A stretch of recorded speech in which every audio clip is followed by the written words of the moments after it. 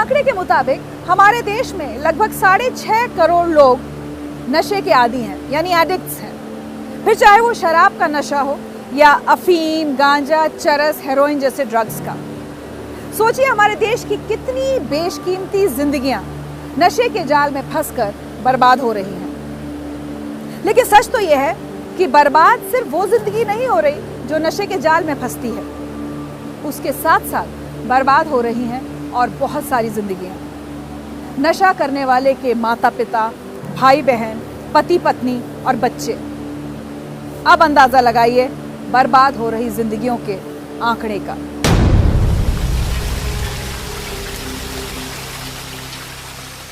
पंकी, अगर मैं बर्बादी की बात करूं, आपने कितनी जिंदगियां अपने साथ साथ और बर्बाद की हैं? मेरे साथ मेरी अपनी तो बर्बाद हुई, उसके साथ मेरी फैमिली, जिसमें मेरे मदर, फादर, मेरी भाभी, भाई, मेरी वाइफ, जो जिसकी शायद मैं मानता हूँ सबसे ज़्यादा ज़िंदगी बर्बाद हुई थी मेरे साथ। तो काउंटलेस है आप ऐसे, और कितने ऐसे लोग हैं जो मेरे साथ के थे, जो मेरे फ्रेंड्स थे, जो शायद डायरेक्टली नहीं मेरे साथ बर्बाद हुए थे, लेकिन इमोशनली वो लोग बहुत ज़्यादा इमोशनली अटैच थे, और वो बर्बादी भी एक बहुत मायने रखती है। तो ऐसे बहुत सारे लोग इस नशे के कारण मेरे साथ जो थे वो बर्बाद हुए थे।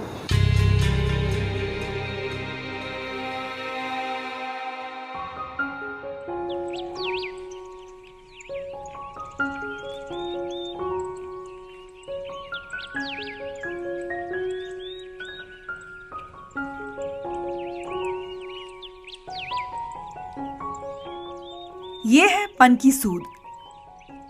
आज ये कुल्लू की तीर्थन वैली में एक शानदार रिजॉर्ट चलाते हैं, लोगों को ट्रैकिंग पर ले जाते हैं, प्रकृति की सुंदरता और शांति के बीच अपना वक्त बिताते हैं।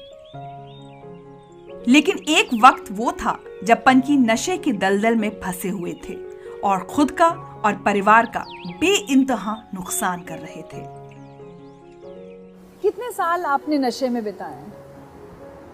नशे में मैंने 13 से 15 साल जो है, जो हार्डकोर ड्रग्स में गया उसमें तो मैंने 8-9 साल बिताए। उससे पहले जो मेरी स्टार्टिंग थी, जो यूजिंग थी, वो एक सिगरेट से स्टार्ट होकर के फिर आहिस्ता आहिस्ता लाइट ड्रग्स पे जा कर के फिर फाइनली जो है हार्डकोर ड्रग्स पे आई थी। तो ज़िंदगी के 15 साल जो मेरे सबसे बेशकीमती साल थे, जब लोग अपना कैरियर सोचते थे, अपनी तरक्की सोचते थे, तो मैं उस टाइम नशे की ओर जा रहा था। फैमिली किस किस तरह से परेशान हुई, कुछ आप थोड़ा सा बताना चाहेंगे?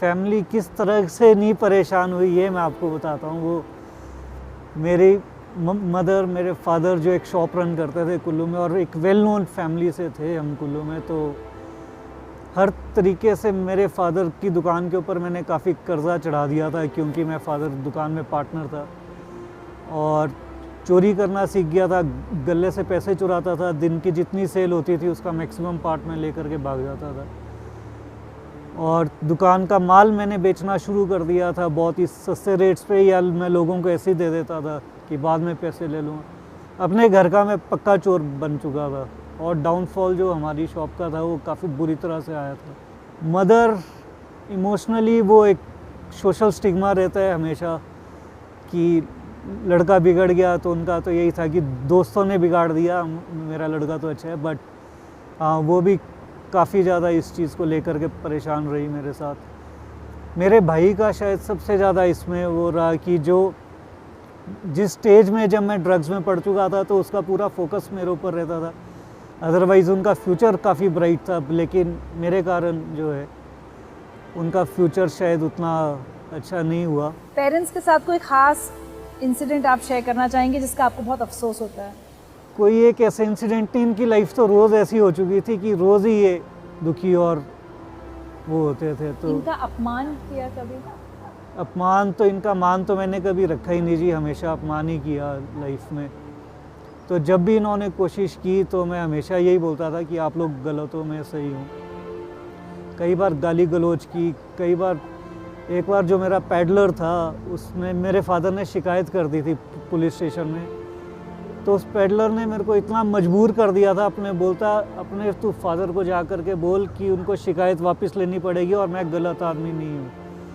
और उस दिन मैं जा कर के दुकान में बहुत लड़ा था सरेआम अपने फादर से जा कर के कि आपने क्यों, जब वो सही आदमी है वहाँ पे और मैं उसकी साइड ले रहा था कि वो तो एकदम बिल्कुल एकदम सही बंदा, और आपने उसकी जा कर के झूठी शिकायत कर दी है। और बिल्कुल दुकान में और लोग खड़े थे, छोटी सोसाइटी थी, काफ़ी लोग इकट्ठे हो गए थे। और मैं तब भी, क्योंकि उस टाइम मेरे को उस पेडलर ने सामान देना बंद कर दिया था, मेरा ड्रग देना बंद कर दिया था, और मेरे को उस टाइम बहुत ज़रूरत थी उसकी। और मैंने उस टाइम जो अपने घर में जा कर के तमाशा किया था वो तो बयान नहीं कर सकते। और घर में जेवर भी चुराए, पैसे भी चुराए, अपनी शादी का जो मेरी अंगूठी थी वो बेच दी थी, बाकी सामान तो बहुत चोरी किया। सबसे ज़्यादा जो चोरी मैंने शुरू की थी वो हुआ था जो मेन होल के गटर के ढक्कन जब हमने पहली बार उठाए थे, क्योंकि वो बहुत अच्छे रेट पे बिकते थे, तो वो हमको उस टाइम पता चला। और जो बिजली की तारें होती थी, जो टेलीफोन लाइन की तारें, वो बहुत काट करके, उसका कॉपर बहुत एक्सपेंसिव बिकता था। चलिए मैं आपको कुछ सुनवाती हूँ। पंकी मेरा छोटा बेटा, ये बचपन से ही बहुत आज्ञाकारी और दूसरों के दिल की बात समझने वाला था। हर किसी की सहायता करने को हर टाइम तैयार रहता है। लेकिन बीच में कुछ ऐसा पीरियड आया जिसमें मेरा बच्चा बिल्कुल भटक गया। ये नशे की लाइन में चल पड़ा। हमें पता ही नहीं चला कि कब ये कैसे और क्यों हो गया। लेकिन ईश्वर की कृपा से अब फिर से मेरा बेटा वैसा ही हो गया, बल्कि पहले से बहुत ही प्यारा, बहुत ही अच्छा बच्चा हो गया। और समाज के लिए ये, और ऐसे भटके हुए बच्चों के लिए ये प्रेरणादायक बच्चा बन गया है। मुझे इस बात की बहुत ही शांति और बड़ी खुशी है। मेरा छोटा बेटा जो कि रास्ते से भटक गया था, किसी कारण की वजह से गलत सोसाइटी में पड़ गया था, उसके बाद उसने अपने मन पर कंट्रोल करके ये सब नशा जो है छोड़ दिया था। तो वो एक हमारे समाज के, उसने अपने से भी एक लड़ाई लड़ी है और समाज के साथ भी एक लड़ाई लड़ी है उसने। और ये इसके ऊपर मुझे बहुत गर्व महसूस होता है। पंकी के लिए मेरे का यही मैसेज है कि जैसे इसने कुल्लू घाटी में एक नाम कमाया है, ये घाटी जो कि अपनी सुंदरता के लिए बहुत ही फेमस भी है, लेकिन चरस के कारण और बाकी ड्रग्स के कारण बहुत बदनाम भी है। पंकी ने यहाँ के युवाओं को एक नया सवेरा दिखाया। ना ही ये इसने अपनी ज़िंदगी में अपनी पर्सनल लड़ाई जीती, बल्कि इसने कई लोगों के लिए जो है, यहाँ के स्थानीय युवाओं के लिए जो है लड़ाई की। यहाँ पर डी एडिक्शन सेंटर की स्थापना की अपने दोस्तों के साथ, और जो है इस पूरी वैली के लिए एक प्रेरणा सूत्र जो है ये बन गया। और मुझे इस बात की बड़ी खुशी है कि मेरा छोटा भाई आज की डेट में एक सफल माउंटेनियर ही नहीं, बल्कि और एक सफल बिजनेसमैन ही नहीं, बल्कि एक बहुत अच्छा ह्यूमन बीइंग जो है उभर के आया है। सबसे पहले जब मेरे ख्याल से मेरे भाई ने को फर्स्ट टाइम यूजिंग करते हुए देखा था, तो उनकी कैसेट्स की बड़ी ज़बरदस्त कलेक्शन होती थी। वो इंग्लिश म्यूज़िक बहुत सुनते थे, तो सारी मैंने रख ली थी अपने पास बाद में। और उन्हीं कैसेट्स के अंदर मैं अपना ब्राउन शुगर जो है वो छुपा करके रखता था। तो उस टाइम जब फर्स्ट टाइम शायद उन्होंने देखा था, तो उनको भी नहीं समझ आया था कि मैं वो चमकीले कागज़ के ऊपर क्या ले करके बैठ करके पी रहा हूँ। आपका सबसे बड़ा रिग्रेट अपने एडिक्शन का क्या है? एक एडिक्ट का तो रोज़ ही रिग्रेट डे होता है अगर वो जो भी करता है, लेकिन एक इंसिडेंट जो मेरे को हमेशा याद आता है वो मेरा अपने दोस्तों को लेकर के था। जब हम सारी अपनी यूजिंग में थे और बिल्कुल अपने हीरोइन यूज़ कर रहे थे हम सारे, तो मेरे 6-7 दोस्त थे जो एक सफ़र के ऊपर निकले। हम एक गाड़ी में बैठे हुए थे और मैं उस गाड़ी से, भगवान की ऐसी कृपा हुई कि मैं करीब 100-150 मीटर पहले उस गाड़ी से उतर गया। मैंने बोला मेरे को आगे नहीं जाना इस गाड़ी में तुम्हारे साथ, मेरे को कुछ काम। सब नशा किए हुए थे। और वो 150 मीटर 200 मीटर जाने के बाद वो गाड़ी जो है वो खाई में गिर गई, और वो सारे के सारे उसमें लोग मर गए जितने मेरे दोस्त थे। तो उस टाइम हमारी सोशल और स्पिरिचुअल बैंक्रप्सी इतनी ज़्यादा थी कि वो जब ये पता चला उस टाइम कि वो गाड़ी गिर गई, वो लोग मर गए, तो उस टाइम दिमाग में एक ही थॉट आ रहा था यार कि उसकी जेब में तो इतना माल पड़ा हुआ है और वो निकाल लेते हैं। तो इससे पहले पुलिस पहुंचती, लोग पहुंचते, हम माउंटेनियर्स तो थे ही थे। वो करीब 300 फुट नीचे खाई में उतरे हम और उनकी जेबों से सारा का सारा माल निकाल लिया हमने अपने पीने के लिए। तो इतने ज़्यादा गिर चुके थे हम उस टाइम कि लाशों के बीच से हम माल निकाल करके अपने लिए छुपा करके ले करके जा रहे थे उस टाइम। तो ये एक मेरे को इंसिडेंट बहुत कई बार याद आता है। और एक था जब मैं यूजिंग में अपने बेटे को यूज़ करने लग पड़ा था, तो जो बिल्कुल 1 महीने का था, एक बार मैंने उसको 1 मंजिल ऊपर उछाल दिया था अपने पैडलर के पास, क्योंकि मेरे को माल लेना था और पीछे से चढ़ना पड़ता था उसके अपने ड्रग्स लेने के लिए उसके। तो मैं लगा इसको अब मैं ज़मीन पे तो रख नहीं सकता, मैं इसको ऊपर फेंकूँ तो पकड़ लेगा, तो बोलता मैं पकड़ लूँगा। और उसको मैंने ऊपर उछाल दिया और उसने, भगवान की ऐसी कृपा थी कि उसने पकड़ लिया उसको। वो टाइम मेरे को अभी भी याद आता है कि मेरा बेटा मेरी गोद में बिठाया था और मैं ऊपर से जो है स्मैक पी रहा था। और उस दिन मेरी आंखों में आंसू भी थे, मैं पी भी रहा था और रो भी रहा था। मैं बोल रहा था भगवान या छुड़ा दे या उठा दे, इस चीज़ से बाहर निकाल दे, क्योंकि वो एक मेरे लिए इंसिडेंट बहुत ही बुरा था जो लाइफ में था।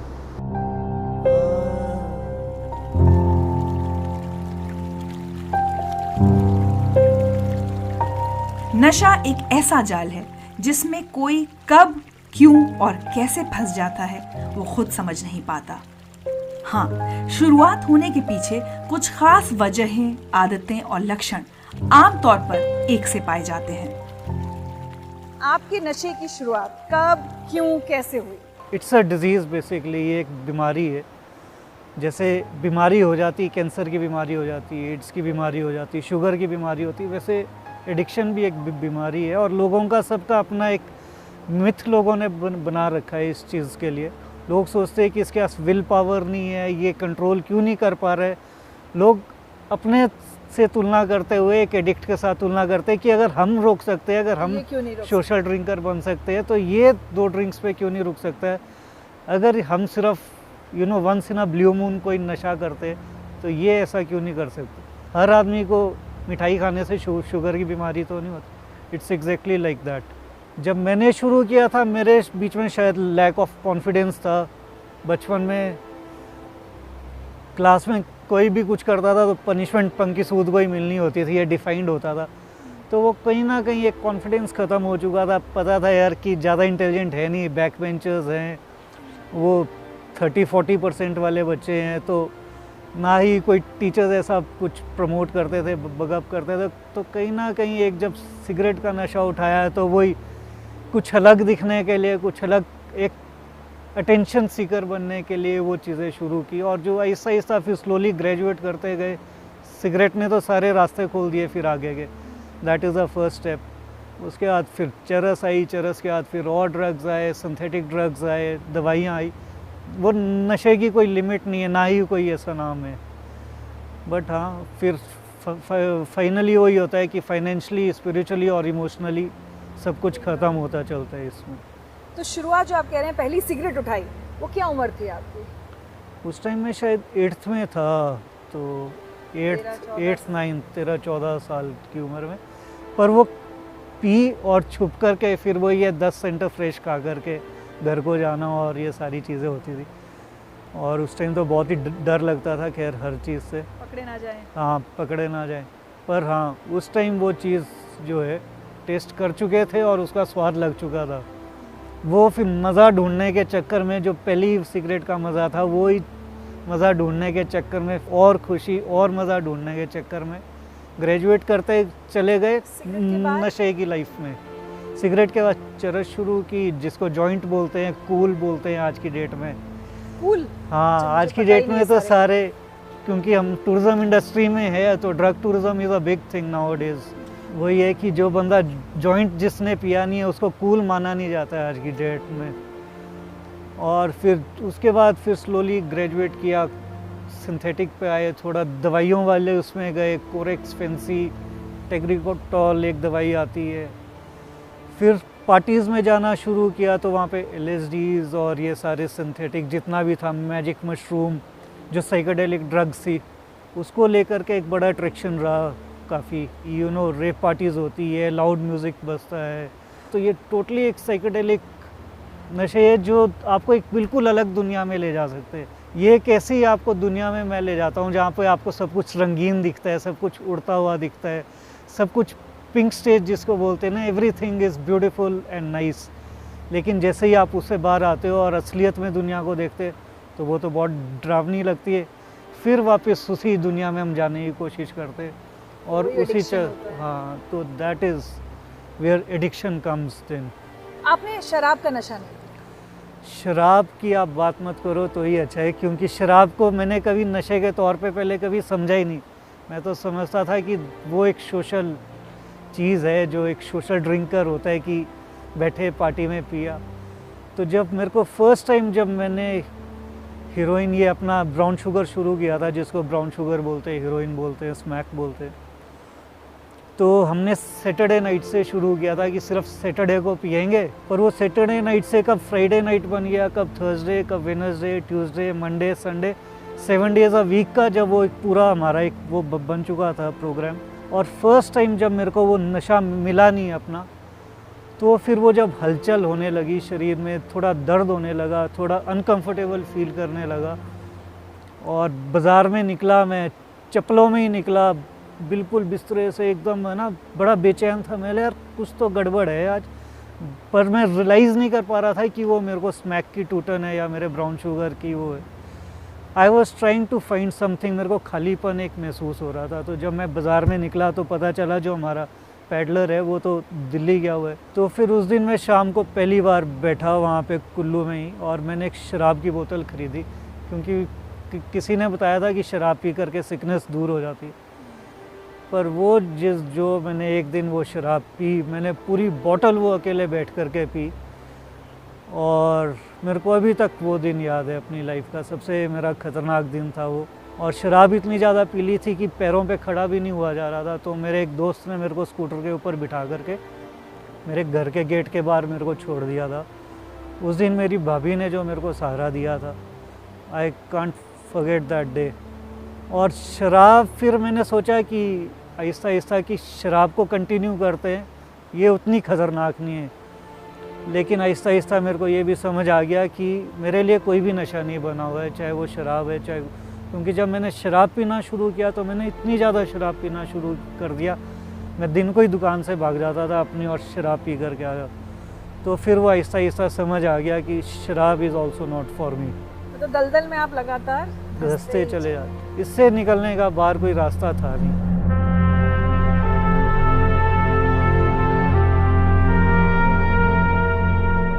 नशे की लत में फंसे हर व्यक्ति को यही लगता है कि नशे से निकलने का कोई रास्ता नहीं है, लेकिन रास्ता होता है। बस उस पर चलने के लिए बहुत हिम्मत जुटानी पड़ती है, नशा करने वाले को भी और उसके परिवार को भी।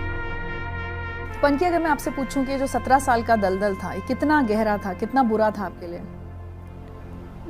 दलदल तो बुरा ही होता है। इसमें जो 17 साल जो ये थे मेरी लाइफ के, जो बड़े क्रूशियल ईयर्स होते किसी के भी कैरियर के, इसमें मैंने हर चीज़ लूज़ ही की जब से मैंने ये शुरू किया था। चाहे वो फिज़िकली था, चाहे फाइनेंशली था, चाहे इमोशनली था, चाहे स्पिरिचुअली था। रिश्ते ख़त्म किया, पैसा ख़त्म किया, कैरियर ख़त्म किया, और एंड में सब कुछ लूज़ करके मैं खड़ा था और मेरे हाथ में कुछ भी नहीं था। कितने कितने घंटे, जो हम लोग कहते हैं कि एक एडिक्ट का ब्लैकआउट होता है, कितने कितने घंटे आप बिता देते थे, या कितने घंटे अगर मैं कहूँ आप नशा किया करते थे? घंटों में कहाँ, ये तो दिनों के ब्लैकआउट्स होते थे। तो कई बार तो ऐसा हुआ कि पिछले 4 दिन का कुछ नहीं याद है, 5 दिन का कुछ याद नहीं है। एक मेरे को याद है कि हमारे एग्ज़ाम्स थे या कुछ थे, उस टाइम हम चंडीगढ़ में पढ़ते थे। 21 तारीख का वो पेपर था और हम उस टाइम ये दवाइयाँ यूज़ कर रहे थे, तो वो 24-25 तारीख हो गई और अभी तक मैं सोच रहा था कि 21 ही तारीख चली हुई है। तो फिर वो मेरे दोस्तों ने बताया, यार वो तो पेपर तो 5 दिन हो गए भाई उसको दिए हुए, अभी तक आप कहाँ पे सोए हो? तो मीन्स वो ऐसा नहीं था कि ब्लैकआउट पे एकदम पड़े हुए और धुत पड़े हुए, ऐसा कुछ नहीं होता था। लाइफ जी रहे थे लेकिन वो सब वॉश आउट होता हुआ पीछे का इरेज होता जाता था सब कुछ। हाँ, एक एडिक्ट जो भी है वो bathroom is the main secret place for any drug addict. तो मैं तो वॉशरूम में ही बहुत ज़्यादा अपना टाइम बिताता था और मेरी वाइफ को भी नहीं समझ आता था जब उसने मेरे को अर्ली यूजिंग में देखा था कि यार तू बाथरूम के अंदर क्या करता रहता है। जब इतना सब कुछ हो रहा था तो शादी कैसे हो गई आपकी? जब शादी का टाइम था तो उस टाइम 2-2.5 महीने का एक ऐसा टाइम था बीच में जब मैं छोड़ पकड़ में चल रहा था, अपने आप से ठीक होने की कोशिश कर रहा था, अपने आप वो पेन से रहा था, सब कुछ कर रहा था, घर वालों के साथ सबके साथ नॉर्मली बिहेव करता था, लेकिन अपने आप बहुत अंदर पेन में था। उस टाइम घर वालों को लगा होगा कि चलो अब शादी का टाइम है, बड़े भी हो गए, सारे करते हैं तो ये भी क्या होता करके छोड़ दे, और शादी करके जिम्मेवारी पड़ेगी तो फिर थिंग्स ऑलवेज गेट बेटर। और फिर शादी हो गई। और आपकी वाइफ को नहीं पता था कि आप नशा करते हैं? मेरी वाइफ को क्या, मेरे को खुद ही नहीं पता था मैं एक एडिक्ट हूँ, क्योंकि कभी वो एक्सेप्टेंस लेवल ही नहीं था। हमेशा लगता था कि कंट्रोल में पी रहे। वो एडिक्ट्स की तो परिभाषा हमारे दिमाग में वो थी कि जो रोड साइड एकदम गटर के किनारे पड़े होते और जो सिरिंज लगा रहे होते वो एडिक्ट्स होते।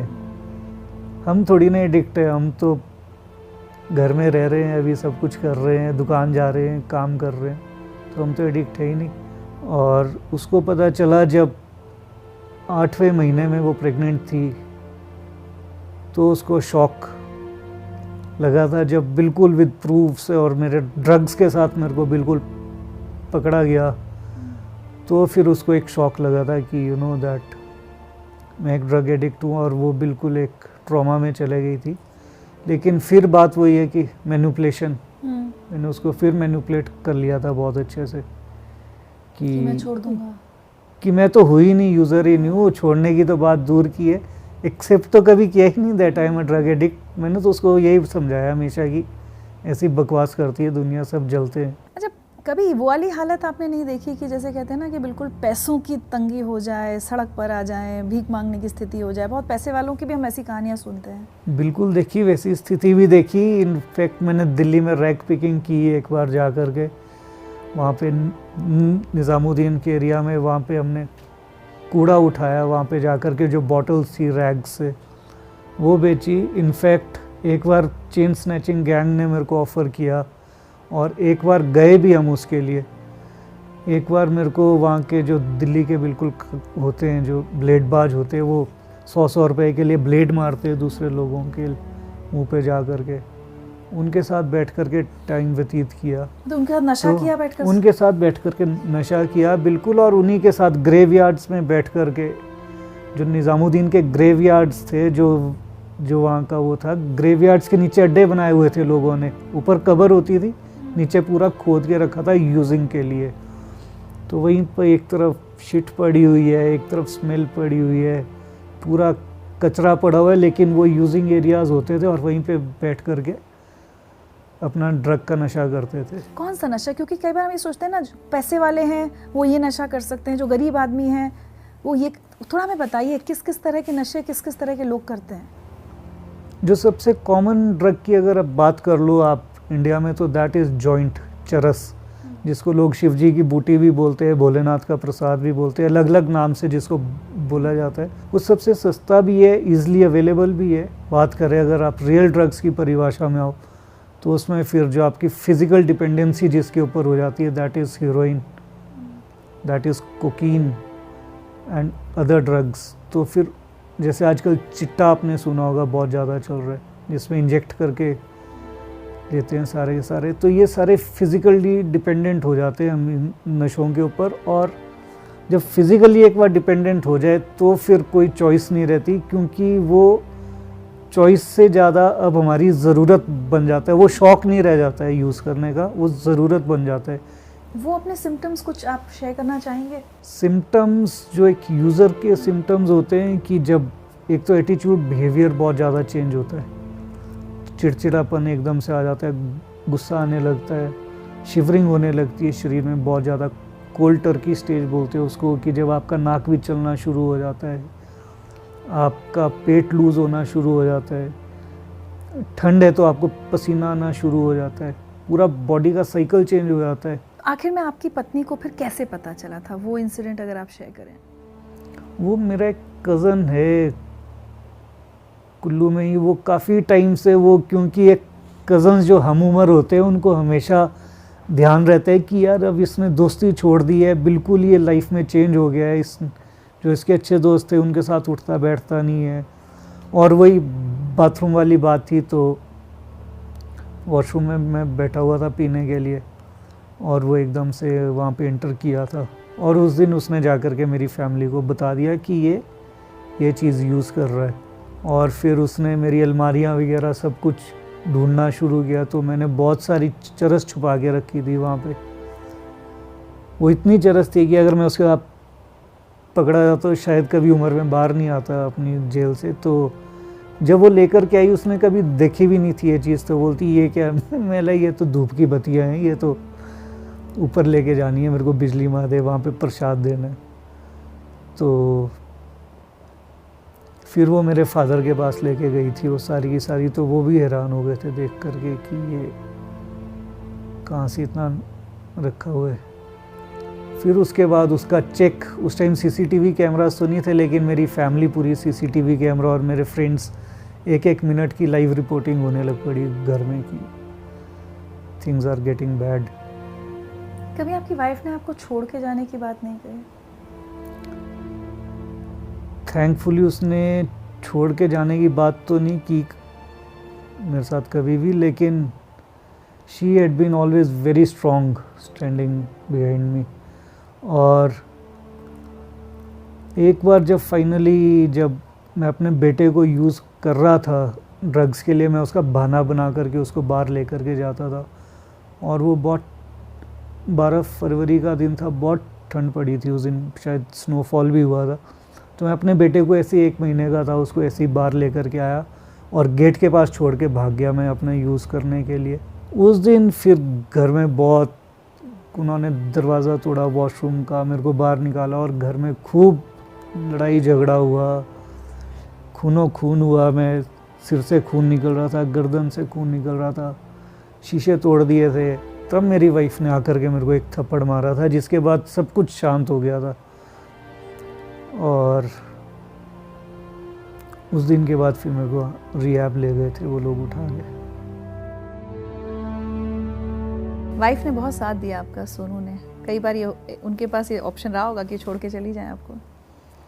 हाँ, ऐसे तो हर वाइफ के पास ऑप्शन होता है जो ऐसे आदमी के साथ डील कर रही है कि वो छोड़ के चले जाए। बट सोनू, जैसे मैं आपको बोल रहा हूँ, she stood like a anchor with me. लेकिन ऐसे मैंने बहुत सारे अपने फ्रेंड्स के केसेस देखे जिनकी वाइफ्स उनको छोड़ के चले गई, पर मैं इस मामले में बहुत लकी रहा कि, और आज जो कुछ भी हूँ मैं, it's just because of her. चलिए, आप रिकवरी में आने की मैं आपसे बात करती हूँ। वो बेचैनी कब शुरू होती है कि ये छोड़ना है, बस छूट नहीं रही है, या ये जो अवेयरनेस कि हाँ मैं एडिक्शन में फंस गया हूँ, मुझे इससे निकलना है, वो हुआ आपके साथ? बिल्कुल, जब भी आप पेन में होते हो, वो जब बंदा सिकनेस में होता है या टूटन में होता है, उस टाइम तो इतनी तकलीफ़ होती है इस चीज़ में कि उसको शब्दों में तो बयान नहीं कर सकते। और उस टाइम हमेशा ये प्रेयर करता था कि यार भगवान इस चीज़ से निकाल दे अब बार। लेकिन वो रिकवरी अपने आप से जब भी कोशिश की मैंने, मैं कभी सक्सेसफुल हुआ नहीं उस चीज़ में।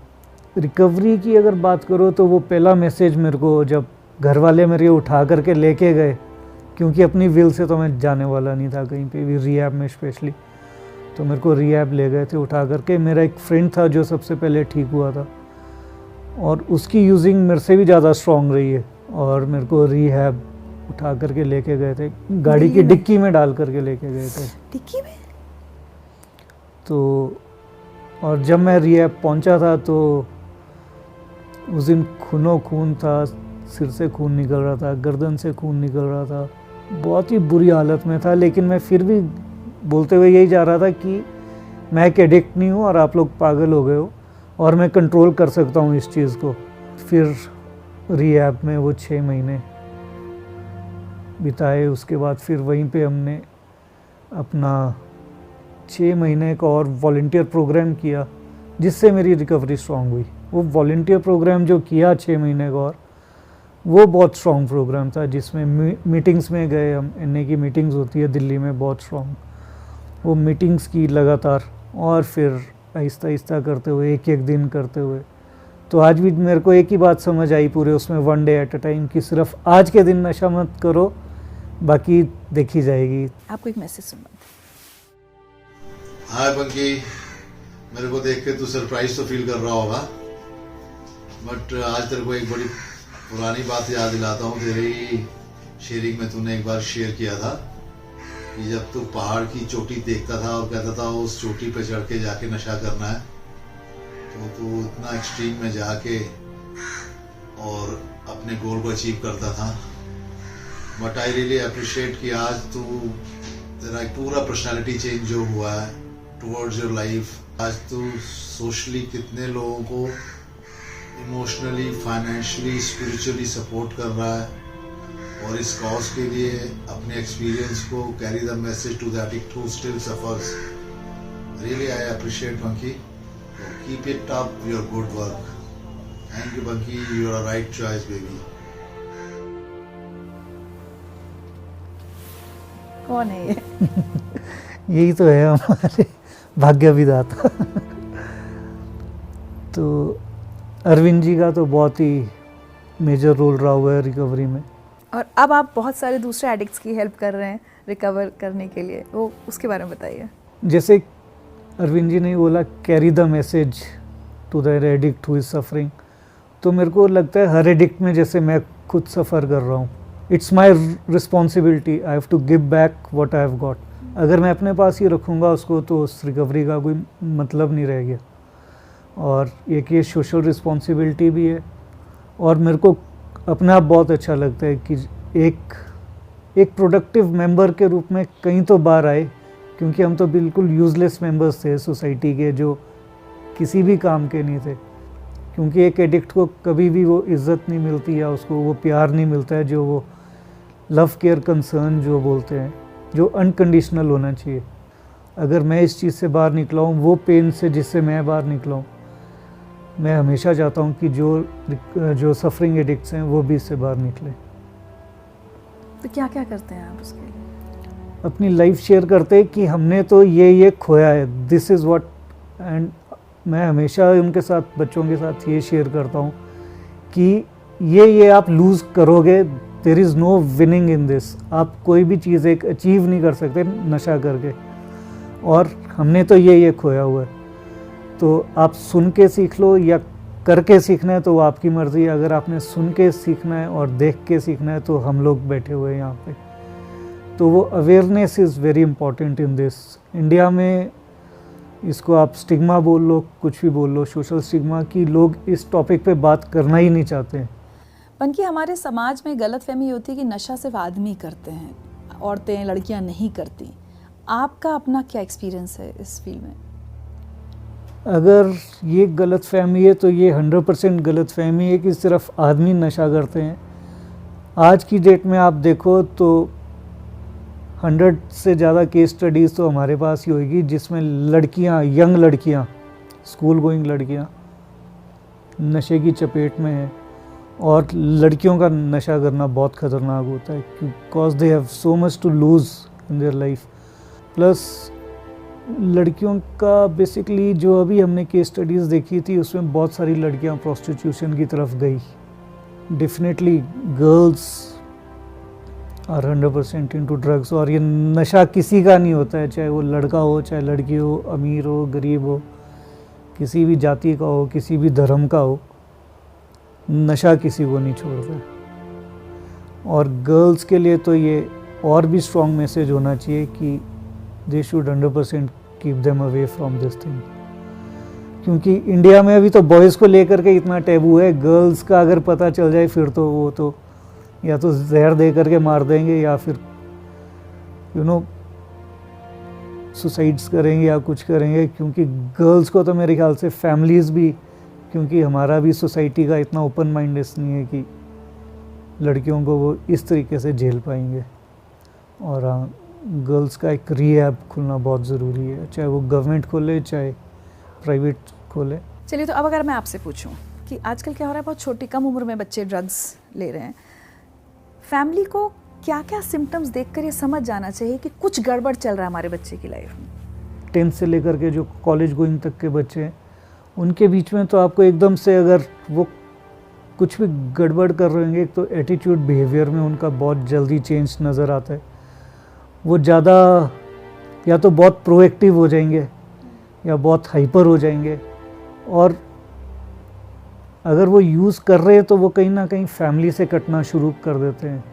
अगेन जैसे मैं बोल रहा हूँ, बाथरूम एक घर में बहुत इंपॉर्टेंट पार्ट होता है, विच पेरेंट्स को ज़रूर चेक करना चाहिए बार बार जा कर के कि बाथरूम में कोई ऐसी एक्टिविटी तो नहीं है कि जो उनको अनयूजुअल लग रही है, कोई माचिस की तिल्ली मिल रही है या डस्टबिन के अंदर कोई फॉइल पेपर्स मिल रहे हैं या कोई ऐसा दवाई का टैग मिल रहा है जो वहाँ पे नहीं होना चाहिए, या कोई भी unusual thing that can be a big symptom कि कुछ ना कुछ गड़बड़ तो चली हुई है। और डेफिनेटली एटीट्यूड बिहेवियर चेंज होता है, खर्चा ज़्यादा बढ़ जाता है, आंखें लाल रहने लगती है, तो और ज़्यादा सोने लगता है वो आदमी, खाने पीने की चॉइस में चीज़ों में चेंज होने लगता है बच्चों के।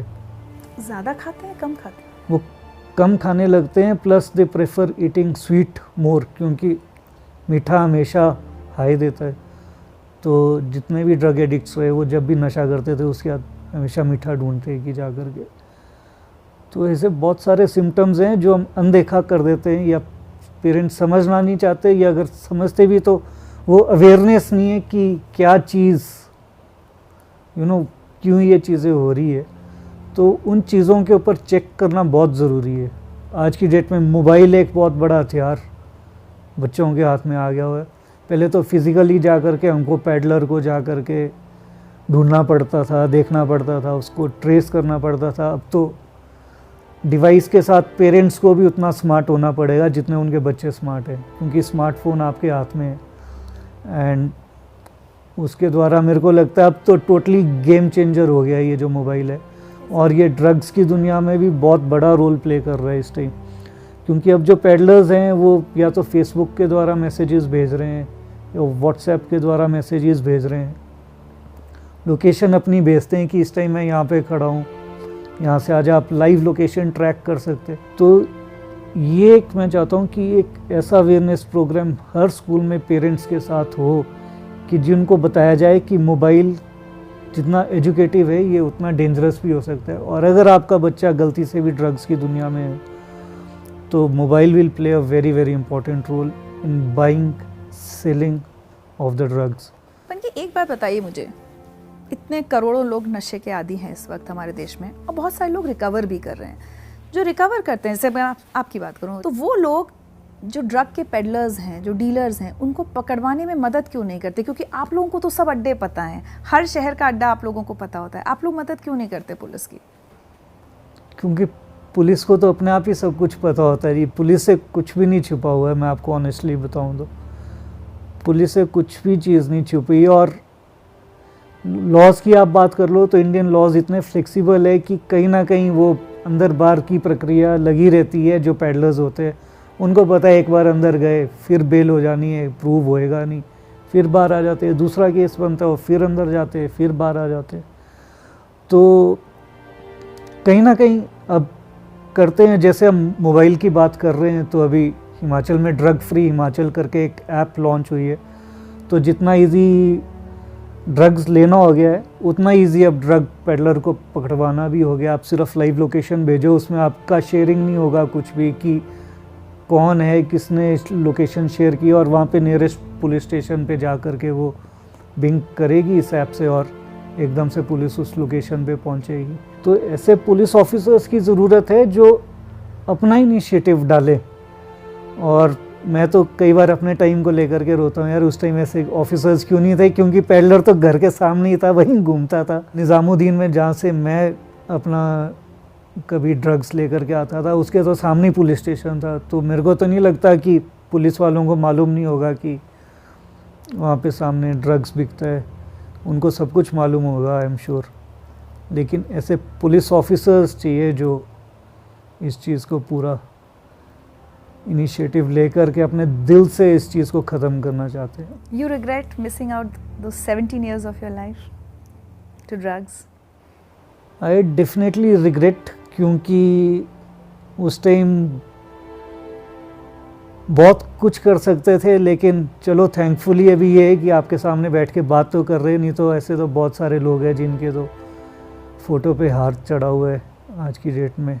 और ड्रग एडिक्ट्स का तो ऐसा है कि लोग फ़ोटो भी नहीं लगाना पसंद करते, दीवार पे हाथ चढ़ना तो दूर।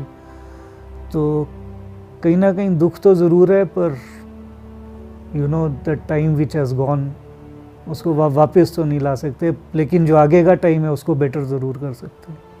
चलिए चलते चलते मैं चाहूँगी कि अगर कोई एडिक्ट आपको सुन रहा है या उसका कोई फैमिली जिसके यहाँ कोई एडिक्ट हो, उन सब लोगों को आप क्या सलाह देना चाहेंगे? एडिक्ट जो भी सफ़र कर रहा है इस चीज़ से, मैं उसको बोलूँगा कि होप इज़ स्टिल अलाइव, अभी भी आशा है, और ऐसा नहीं है कि ठीक नहीं हो सकते हैं। बस थोड़ी सी जो है विलिंगनेस की, ओपन माइंडनेस और ऑनेस्टी की ज़रूरत है। अगर बहुत ज़्यादा तकलीफ़ में है तो रिहैब का सहारा लें, नहीं तो मीटिंग्स हर जगह होती है। इन्हीं मीटिंग्स का मैं बड़ा स्ट्रॉन्ग मैसेज देना चाहूँगा कि नारकोटिक्स अनोनिमस की मीटिंग्स होती है, अल्कोहलिक अनोनिमस की मीटिंग्स होती है, उन मीटिंग्स का रास्ता पकड़ो और रिकवरी 100% है, उसमें जाते रहो। और फैमिली जो सफ़र कर रही है, फैमिली का तो एक अपना रोल होता है, और विदाउट सपोर्ट आपके घर में अगर एडिक्ट है तो वो ठीक नहीं होगा। आपका रोल बहुत मेजर रोल है, and you have to give your 100% to him, चाहे वो सपोर्ट के तौर पे हो, चाहे वो उसको इमोशनल तौर पे आपने सपोर्ट करना है। और इलाज की ज़रूरत है तो इससे घबराना नहीं है, सोसाइटी का कोई ऐसा टैबू नहीं है ये, और लोग ठीक होते हैं। होप इज़ देयर, आप ज़रूर इलाज करवाएं उसका और बिल्कुल उसका साथ दें। जहाँ एक तरफ हमारे देश में करोड़ों लोग नशे के दलदल में फंसते जा रहे हैं या फंसे हुए हैं, वहीं दूसरी तरफ पनकी जैसे बहुत सारे लोग भी हैं जो उस दलदल से बाहर निकल कर आए हैं।